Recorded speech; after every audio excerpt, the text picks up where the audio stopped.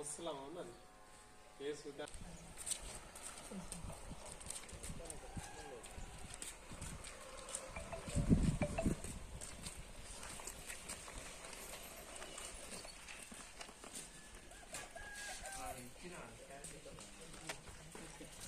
మండలం తిరుమలాపురం గ్రామ మాజీ సర్పంచ్ని కొర్నే రాంబాబు నాకు గత 2023 నుంచి 25 ఆర్థిక సంవత్సరంలో మేము మార్చి 22వ తారీఖు 2023న మేము పదవి కాలం అయిపోయింది. మా పని చేయకుండా శానిటైజర్ అని ఒక 17,500 ప్లస్ ఇంకా వేరే ఎక్స్ట్రా లేబర్ అని ఇంకా వేరే అమౌంట్గా తీయడం జరిగింది.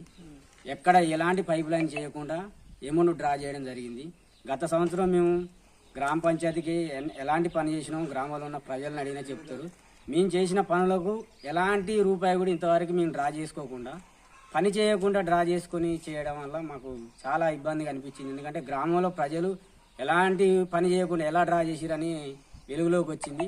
అది మేము చెక్కులు ఎవరెవరికి అకౌంట్లో పడ్డది ఎవిడెన్స్తో సహా చెక్కు డ్రా చేసినవి అన్ని అకౌంట్తో సహా మేము వాట్సాప్ గ్రూప్లో కూడా పెట్టడం జరిగింది. ముఖ్యంగా ఏంటంటే ఇలా గ్రామ పంచాయతీ నిధులు ఎవరికి ఎలాంటి సంబంధం లేకుండా కొంతమంది అధికారులు గ్రామంలో ఉన్న కొంతమంది లీడర్లు కలిసి ఈ ఒక గ్రామ పంచాయతీ నిధిని దుర్వినియోగం చేయడం అనేది చాలా సిగ్గుచేటుగా అనిపిస్తుంది. అంటే ఎలా చేసిన అధికారులను కానీ డబ్బులు డ్రా చేసిన వ్యక్తులను కానీ చట్టపరంగా నిందించాలని అధికారులు కోరుతున్నారు.